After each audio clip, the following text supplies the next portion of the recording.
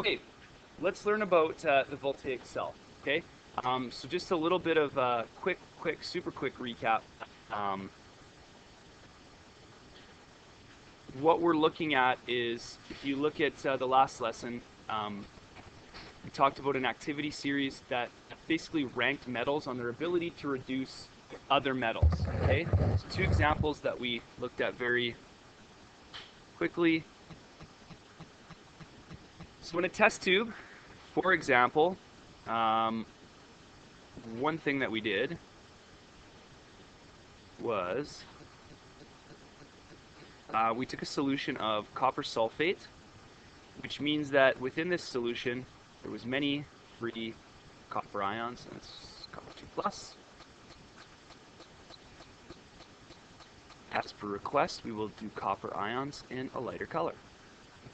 Okay, so there, for 2+ ions sitting in the solution.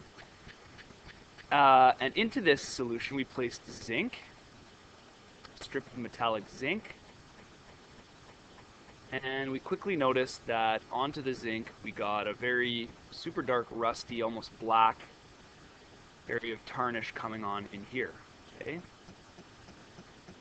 So what we learned that was the zinc reducing the copper ions to elemental copper, and in the process they themselves going into solution.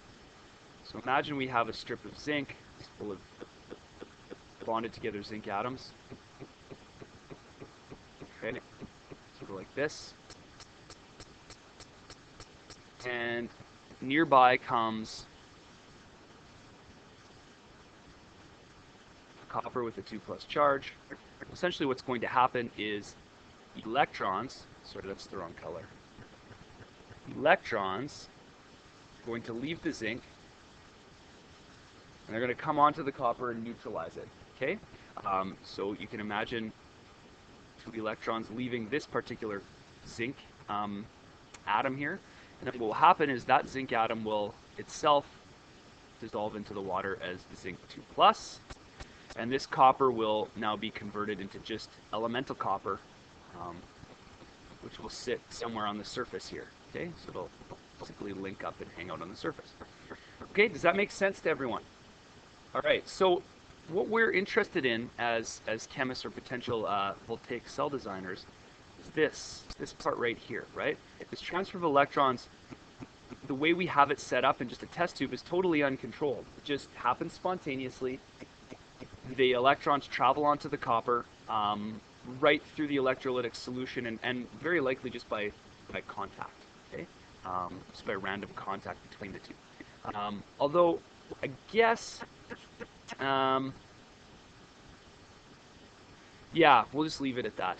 There might be actually some electrical attraction here, but this won't really delve into that at this point. So what we want to do is we want to take the zinc and the copper, and we want to set it up in such a way that we can cause this electron transfer to happen in a useful manner. Okay? So a way to do this is to take this apart into what are called 2 half cells. So I'm going to draw the 2 half cells. And half cells are basically just, you can do it with test tubes or beakers, but you take 2 beakers. Okay, so draw them here. And into beaker 1, we're going to place some copper. Actually, sorry, we'll go with the zinc on this side. Okay, so we'll put a zinc strip in here. Alright. And then we'll make this an electrolytic solution which contains some zinc. So let's say we make this a zinc sulfate solution. So ZnSO4. Okay? So there's zinc ions and there's sulfate ions kind of hanging out in here in solution. Right? Over here on this side, we're going to put a strip of copper or a copper wire or just some kind of metallic copper. Let's just make sure we label what this is. So this is zinc. Now remember, zinc is much more reducing than copper. In other words, zinc tends to transfer electrons over onto copper. Okay? And so we have copper over here. Okay, and we're going to make this a solution of copper sulfate. it doesn't really matter what the anion is so much. I mean, you want to avoid, I guess, probably certain anions if they make dangerous or nasty solutions. But a copper sulfate solution is pretty common. It's poisonous, but it's a pretty common one that you would use to demonstrate how a half cell works. Okay, and so 4 2 minus. So we have these two solutions. Okay, now if we take a conductive wire, we attach these two together. Okay.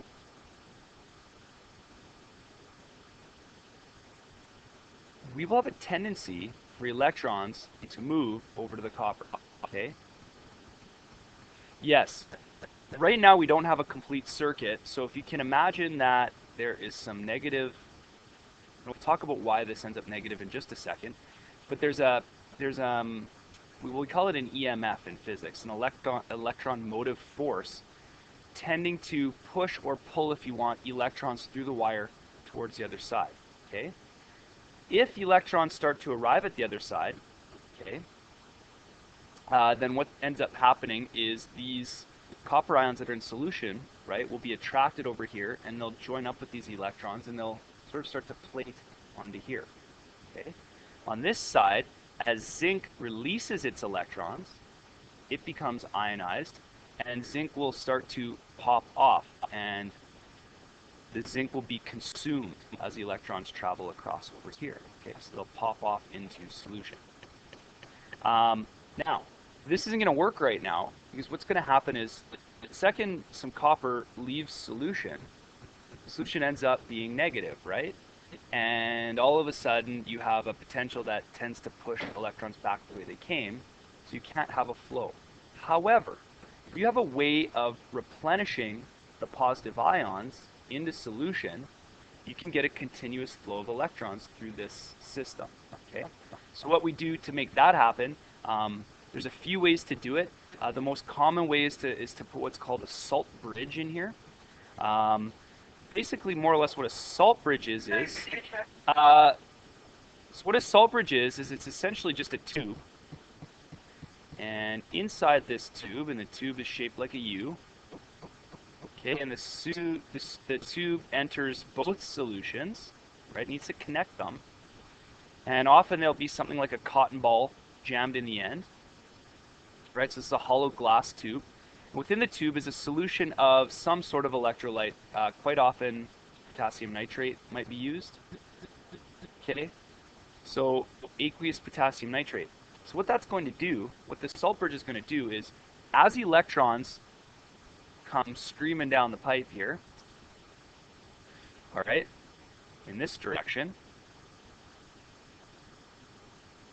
and they start to reduce copper ions. Remember, zinc reduces copper.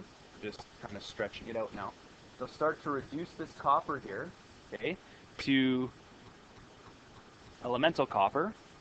They'll start to add on to this this strip of copper over here. As these leave solution, right, positive ions out of the salt bridge will enter the solution to replace them. Okay, so we have a balance set up. All right. Now over here, as as zinc ions enter into solution here, as we're adding positive charge over here, the nitrate, or it could be sulfate, just depending on what salt you decide to use in here, will pop into solution to counterbalance the rising positive charge over on this side. Okay, and essentially what we have now is a system which has an electron motive force. So we've now caused the electrons to flow through a conductor from one metal strip to another. Okay, and this is the very basic concept behind making a battery work. Okay, you could, if you had the right metals and you had a, say some sort of electronic device here, electric device, you could make like a little light bulb glow. Has anyone ever made a lemon battery before? With a nickel and a what is it? With a nickel and a penny, maybe, or something like that? No. What did you make it with? Well, you had copper strips. Well, most people make them with coins when they're little kids because it's what's available to them. But if you look at your activity series, right?